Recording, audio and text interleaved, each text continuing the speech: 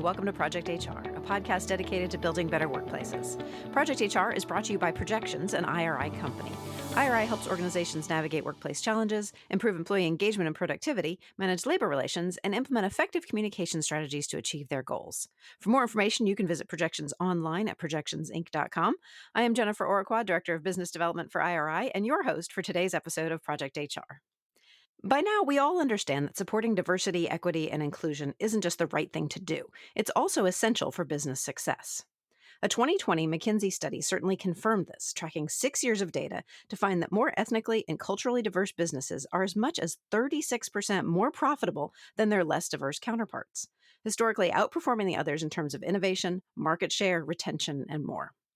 With all this understood, here at Project HR, we were asking the question, how can we, as practitioners and champions for diversity, take our support of DE&I to the next level?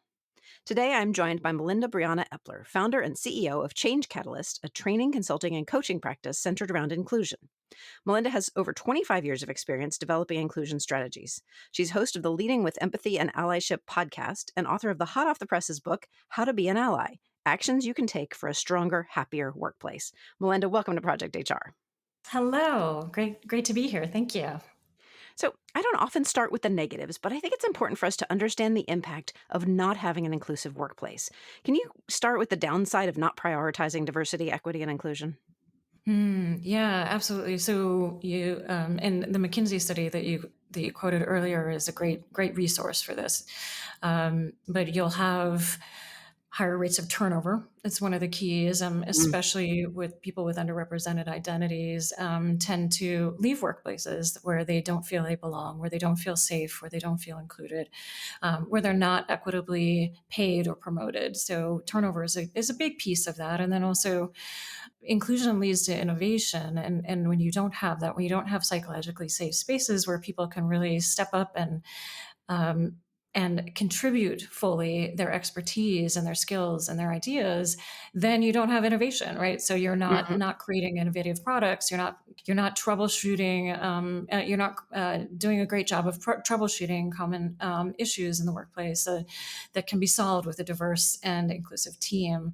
You're also, inclusion makes a big difference in terms of building trust amongst each other, building respect, building a place where people want to belong in the long term, where they're committed to being there for the long term. So there's a lot of issues that can be addressed with diversity, equity, and inclusion programs, and specifically focusing on allyship as a key of that. For sure. So based on that, then, do you think it's important, and I'm referring to the respect and the trust that all this engenders, do you think it's important to have diversity in leadership before we do anything else? 100%. Yeah, absolutely.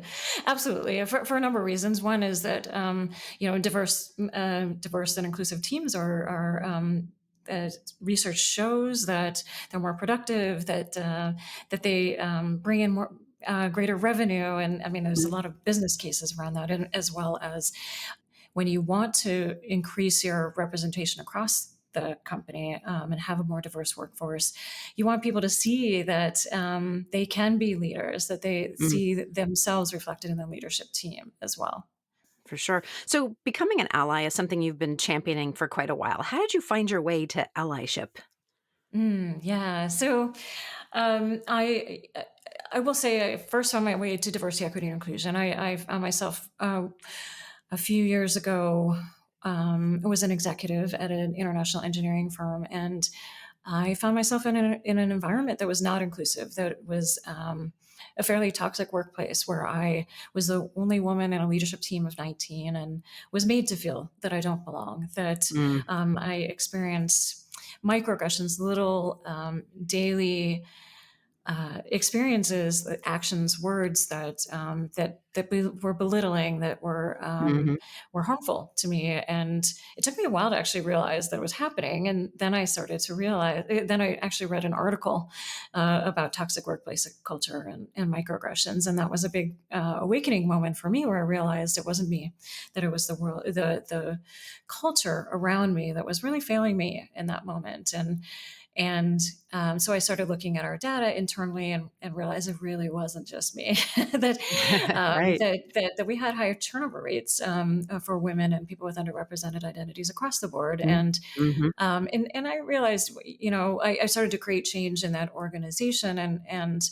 realized I really wanted to do more. And so I left my job as an executive to start Change Catalyst to really address diversity, equity, and inclusion, specifically in the tech industry, because I'm here in San Francisco and it's such a growing industry. And as have been working on diversity, equity, and inclusion, I've realized we need more people than the diversity, equity, and inclusion practitioners and the HR folks. We Mm-hmm. need everyone working to Mm-hmm. create change. And it really is, we're all our company cultures. We're all living those and embodying those company cultures. And the processes and the systems, we're using those daily. And so it really does take all of us to interrupt that, to re-envision that in a way that is inclusive for everyone. And so, we hosted our first panel discussion around allyship in 2015 and have since then facilitated lots of workshops with thousands of leaders and managers and Mm-hmm. advocates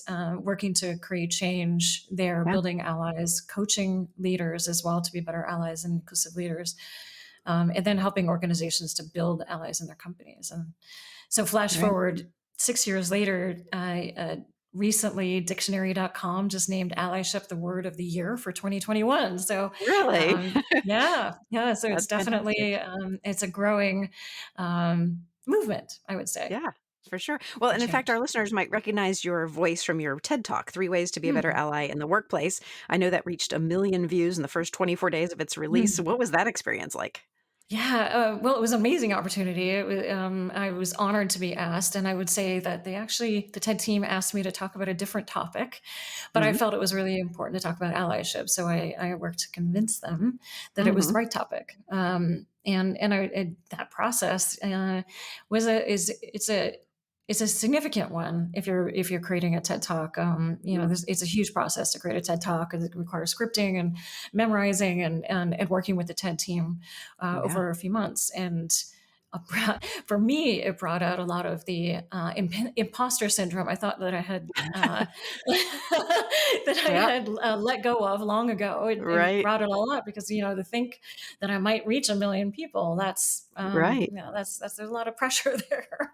So um, were you surprised by the response to the TED Talk? I was. Yeah. I mean, it has actually reached over 2.5 million people Wow. now.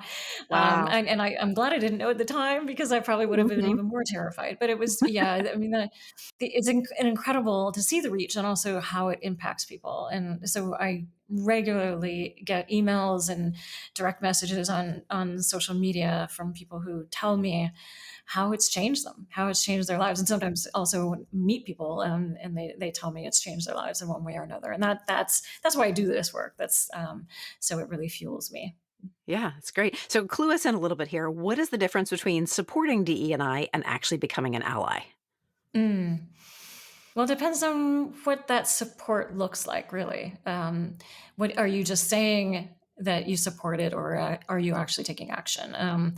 Both the that action is both the internal work to create change in our own words and actions, to really understand the biases and microaggressions that might be coming out as a result of those, and also to do that systemic work to correct the centuries of exclusion and inequity. That's really that is supporting diversity, equity, and inclusion. If you're actively doing it, then you are likely being an ally. An ally is Mhm. really, an empathy in action. It's really recognizing that there's a need, at recognizing there's that imbalance in opportunity, that people are marginalized and excluded, and taking action to change it. So, since it's the word of the year, let's just define it a little bit. Mhm. Allyship is more about taking action, actually taking Mhm. steps to address imbalances. Is that about Yeah. right? Yeah, absolutely. It's really it's listening, it's showing empathy, and it's taking action. It's really doing the work of learning. There is some work of Mhm. learning here, and then having empathy, showing empathy, and taking action. So Mhm. sometimes that means we're stepping up. Sometimes it means we're stepping in. Sometimes it means we're stepping back, Mhm. so that everyone can really thrive.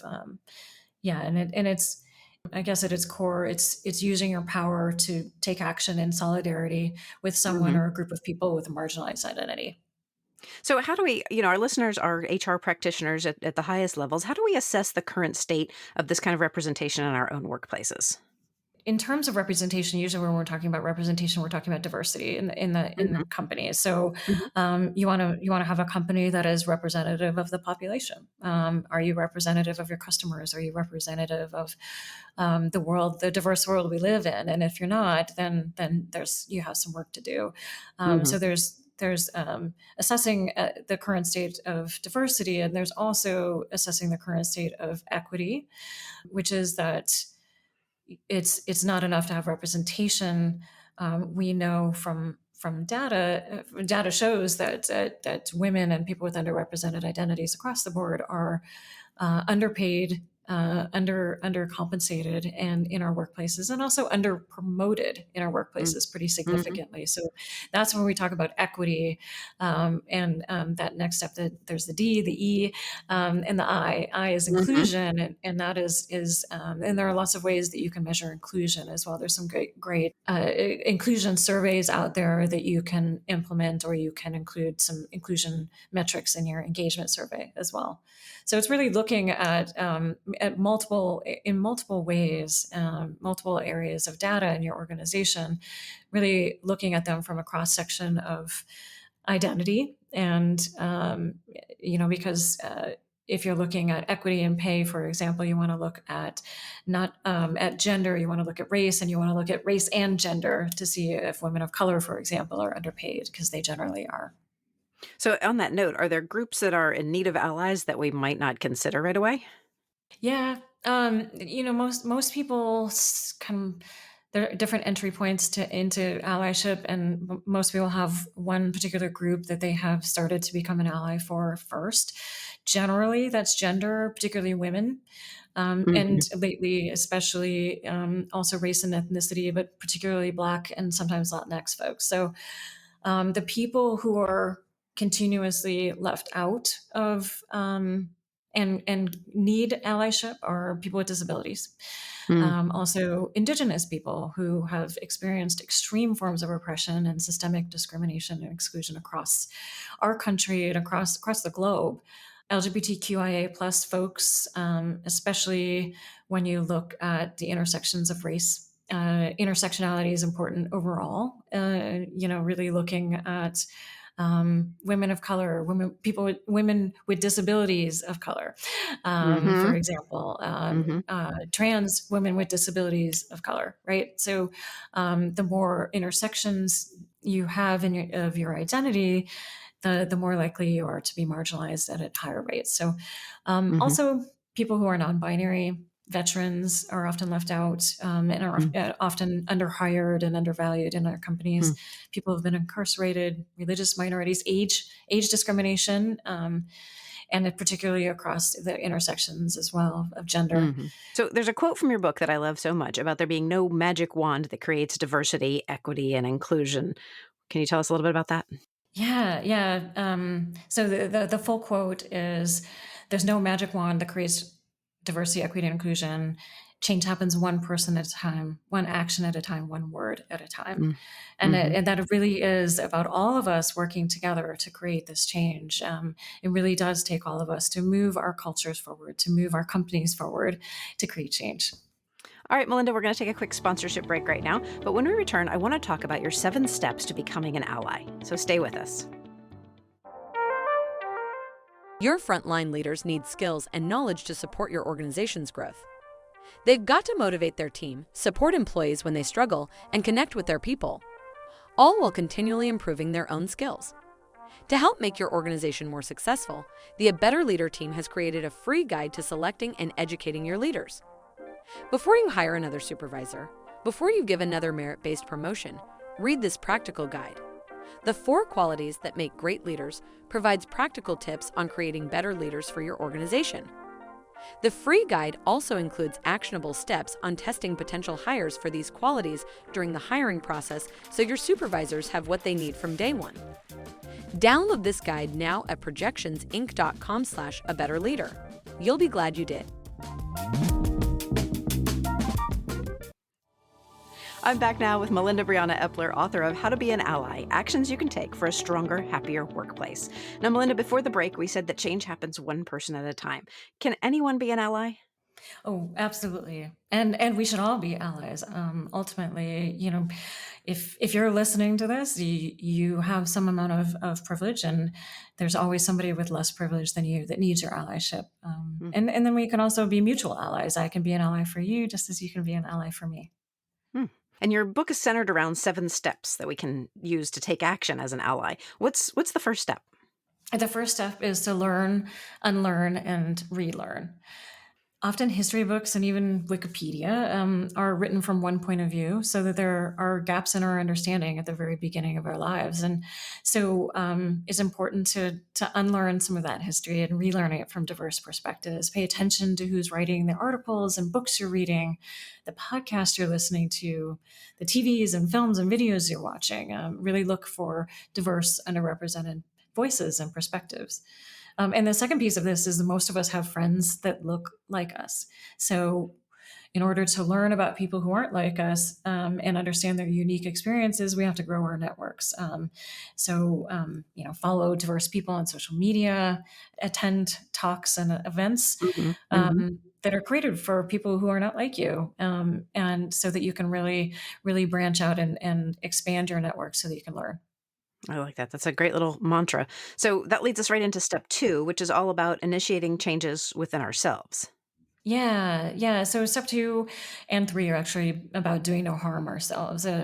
Step 2 is understanding and correcting our biases. Step 3 is then recognizing and overcoming microaggressions. And so in terms of our biases, we all have them. And, they're often learned from our families. They're learned from from media. They're learned from our educators over time. And so we have biases about people, and we have to learn those.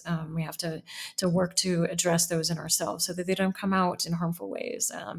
And moving to step 3, actually, because microaggressions are often based on biases. So microaggressions are little actions and words that can be harmful and belittling to people, and eventually can wear them down over time. And there's research shows that there are long-term and short-term effects of microaggressions. So it's really important to make sure that we're not doing those. And I know that's part of what brought you to the whole idea of allyship.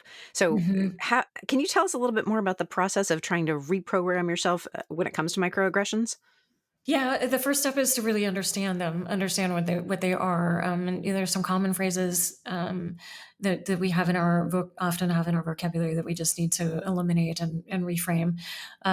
And then also, microaggressions can be things like interrupting people regularly, taking more than your share of airtime in a conversation. There's a study shows that men take up 75% of conversations in meetings with mixed populations, right? So it's happening a lot, especially to women of color.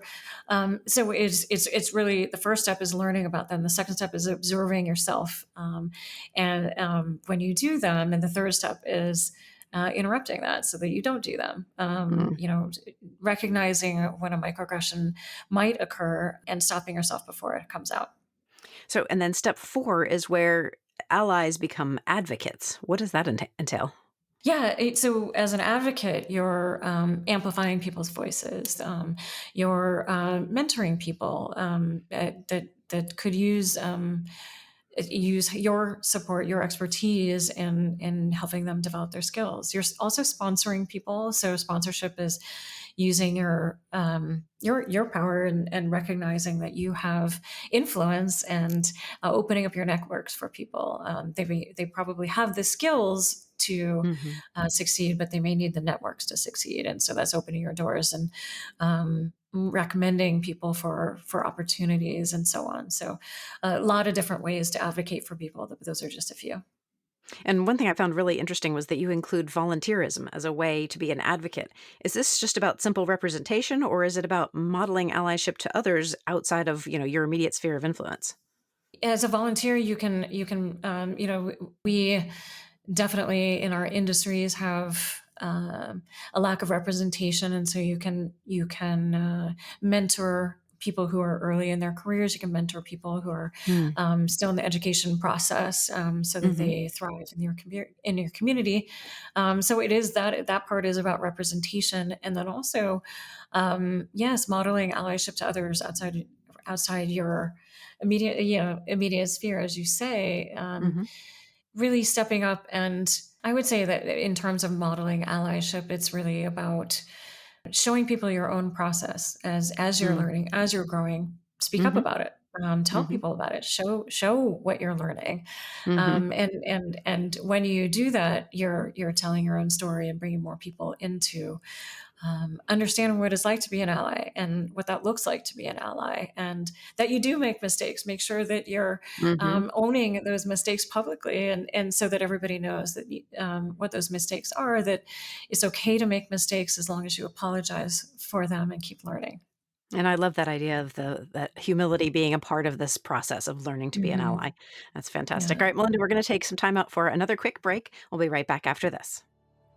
You're listening to the Project HR podcast. I'm your host, Jennifer Oraqua, and our guest today is Melinda Epler, author of How to Be an Ally: Actions You Can Take for a Stronger, Happier Workplace.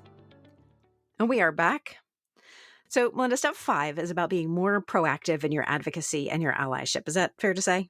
Yeah, I think so. It's really step 5 is standing up for what's right. So that really means taking action when you see a microaggression happen, when you see Mm. biases happen, is really intervening. So it does require another level of awareness. You have to notice those microaggressions happening, Sure. and then advocacy to activate yourself to create change in that moment. Yeah. So, of course, we talked about microaggressions. I want to kind of flip that on its head for a second and have you explain microaffirmations and microinterventions because they're such positive messages. Yeah. So with micro interventions, you're really looking to intervene when you see a microaggression happening. So Mm. whether that is, from the examples I gave earlier, if somebody is being interrupted, that's taking a moment and saying, hey, um, Jennifer didn't get her word in. Could we go back for a minute and just Mm-hmm. let her speak, right? And or it is when you hear that somebody has said something that's racially harmful, Mm-hmm. that is really saying, "Hey, wait a minute! I took offense to that. I believe that, and this is, you can educate people in that moment and say why that can be harmful, and what the alternative is, and you can also kind of share your own process of, I used to say that too, but then I realized that it was harmful, and so I say this instead. So that's kind of micro affirmations, is in that moment, especially in the moment. You can also do it Mm-hmm. after, but in that moment, if you see a microaggression, it's making a pause in that moment, and stopping educating, and stopping the harm from happening, really. Yeah. Those are great You can ideas. also take somebody aside afterwards, one-on-one, if you miss that moment in time. Mm-hmm. You can take somebody aside afterwards and also say, hey, can I give you some feedback? Mm-hmm. And then let them know. Micro Yeah. affirmations are when microaggressions happen over time. Many of us experience microaggressions regularly over time, and there is a short-term effect, but there's also a long-term effect of that. And I had imposter syndrome when Mm-hmm. when I was preparing for my TED talk. That imposter syndrome is a result of me being told over and over and over again that I wasn't good enough, that I'm not good enough, that my experience is regularly questioned. Those are microaggressions, and so what we can do to counter that is have micro affirmations, little ways that we can positively affirm somebody's experience, that we can recognize their expertise, that we can show that we value their expertise and opinions. All of those can counter the effects Mm-hmm. of microaggressions. Mm-hmm. Now, step 6 focuses on leadership. So, can you share with us the role that leaders can play in allyship? Yeah, step 6 is leading the change. And I will say that any of us can lead the change. We don't have to be in a leadership position. And leaders have to lead the change. Mm-hmm. Very Mm-hmm. important for a leader, because diversity, equity, and inclusion really does have to come from the top and also across the organization. And because if leaders aren't modeling inclusion, if they are not modeling allyship, it's going to be a lot harder to create culture shift to improve the culture for everyone to thrive. And so, yeah, leading the change means really stepping up and creating change across teams, across the organization, looking for those opportunities where you might change systems and processes to be more inclusive. You might look at your hiring, your promotion structures, your inclusive meeting structures. Do you have inclusive meetings? If not, change them, and really look at opportunities across the board for you to really intervene and create a more inclusive culture, systems, and processes. So, last but not least, step 7 kind of zooms out from examining allyship among our teams and our companies to focus on the entire industry and really society as a whole. Can you talk about that a little bit? Yeah, I mean, obviously, it's not enough to create change in our organizations. There's a lot of work to do, as we have learned, and especially as have come to light over the last a couple of years since George Floyd was murdered, and so many people talking about the changes that we need across society. So the work doesn't stop when you walk out the door of your office, literally or figuratively, Right, and so many of us right, are working remotely. right. But when you're walking into a retail store, you're making purchases over the holiday season. Are you doing that as an ally? Who are you purchasing? Who are you putting your money toward? Who are you purchasing from? What are the ways that we can really transform our industries as well, beyond our workplaces? Can you work to create or be a part of industry groups working to create change across the Mhm. ecosystem, and then so many other areas of society where we can be allies for each other. Well, and it can be a little bit overwhelming, on this large scale. And I think some of us feel like I can't really make a difference. I'm not going to do that much. But I keep going back to your one word at a time, one act at a time, and that makes it seem less daunting. Yeah, absolutely. Yeah, one step at a time. You don't have to do everything at once. It is really, word by word, action by Mhm. action, person by person. Yeah. So, beyond all the fantastic ideas in your book, you also provide a whole series of exercises to help people work through the way the steps work. So, why are these exercises so important? Yeah, because it's not enough to read the book. You have to take action. We've talked Mhm. about action quite a bit here. Allyship Yep. is about taking action, and the exercises are a way to internalize and think about what those actions look like for you. And it's just the beginning. The exercises are just to get your ideas flowing, and hopefully, as you read the book, you're internalizing Mhm. what you're learning and enacting change as a result. That's great. I also want to talk about your podcast. Can you tell our listeners a little bit about that? Yeah, the podcast is Leading with Empathy and Allyship. And each week we talk with guests about different topics that are related to empathy and allyship, and really building diverse, equitable, and inclusive companies and the world that we live in as well. Mhm. And you can find out more at ally.cc. Excellent. And are there other places that we can go for sources of information about the book or anything else that you're involved in? Yeah, absolutely. Thanks for asking. MelindaBriannaEpler.com. And if you want to know specifically about Change Catalyst, you can learn more about our work at changecatalyst.co. Okay, perfect. Those links will be included in this episode's companion guide. So I want to let our audience know to be sure to unlock that today at projectionsinc.com/podcast. Right now, though, Melinda, it is time for our lightning round questions. And these are questions we ask of every guest of the podcast. Are you ready? I'm not sure. I think so. All right, we'll find out, right? Our first Okay. question is always a topic showdown, and in this episode we've been talking about allies. So, in your opinion, which of these songs about friendship best expresses allyship? Toy Story's "You've Got a Friend in Me" or the Golden Girls' "Thank You for Being a Friend"? Hmm.